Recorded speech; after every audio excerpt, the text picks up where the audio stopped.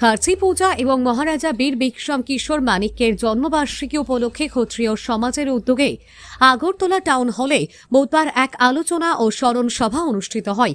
অনুষ্ঠানে মহারাজা বীর বিক্রম কিশোর মানিক্যের রাজ্য গঠন, শিক্ষা ও উন্নয়নে তার অবদানের কথা শ্রদ্ধার সঙ্গে স্মরণ করা হয়। পাশাপাশি খার্চি পূজার ঐতিহ্য ও সামাজিক সম্প্রীতির বার্তাও তুলে ধরা হয়। এদিনের অনুষ্ঠানে উপস্থিত ছিলেন বিভু কুমারী দেবী, মন্ত্রী শুক্লাচরণ নোয়াতিয়া, মন্ত্রী বিশ্বকেতু দেববর্মা সহ সমাজের বিশিষ্ট ব্যক্তিবর্গ ও অন্যান্য অতিথিরা। অনুষ্ঠানে বক্তারা আগামী প্রজন্মের কাছে মহারাজার আদর্শ ও ত্রিপুরার সমৃদ্ধ ঐতিহ্য তুলে ধরার উপর গুরুত্ব আরোপ করেন। এ সম্পর্কে সংবাদ মাধ্যমে অবগত করেন মন্ত্রী Shuklacharan Noatia. Bureau report is Bharat live. যে আজকে দিনটা পবিত্র দিন, চোদ্দ দেবতার আজকে কেন্দ্র করে কের পূজা হয় এবং এই কের পূজাকে কেন্দ্র করে আমাদের জনজাতি সম্প্রদায়ের মধ্যে এটা রাস আমাল থেকে আমাদের সংস্কৃতি রয়েছে এবং বিশেষভাবে ক্ষত্রিয় সমাজ, জনজাতি সমাজের মধ্যে ক্ষত্রিয় সমাজ রাজতন্ত্র বা রাজ আমাল থেকে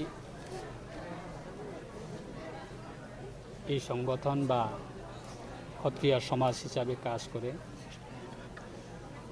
তাদের উদ্যোগে প্রায় আমাদের রাজ্যে বর্তমানে প্রায় 19 থেকে 20টি কমিউনিটি রয়েছেন, সম্প্রদায় রয়েছেন।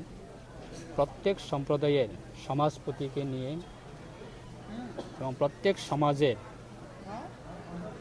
ক্ষত্রিয় বংশকে নিয়ে একদিন ব্যাপীর জন্য কের পূজা, সেটাকে কেন্দ্র করে অনুষ্ঠান রাখা হয়েছে এবং প্রত্যেক সমাজে নোয়াতিয়া সমাজ, ত্রিপুরী সমাজ, জমাতিয়া হদা, রিয়াং সমাজের বিভিন্ন সমাজের সমাজপতিরাও তারা আজকে অংশগ্রহণ করেছে এবং আমাদের ক্ষত্রিয় সমাজের বিভিন্ন মহারাজরা তারাও উপস্থিত হয়েছেন।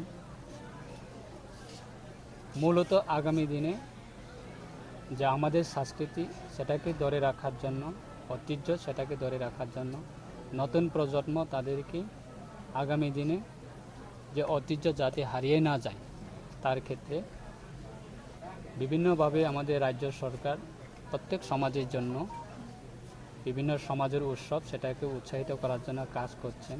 এই আগামী দিনে সেটাই আমাদের উদ্যোগ যে কোনো সমাজ তাদের ঐতিহ্য বা তাদের ভাষা, তাদের সংস্কৃতি যাতে বিলুপ্ত না হয় সেই ক্ষেত্রে একত্রিত করার জন্য ক্ষত্রিয় সমাজ বহু বছর ধরে তারা এই কর্মসূচি চালিয়ে যাচ্ছে।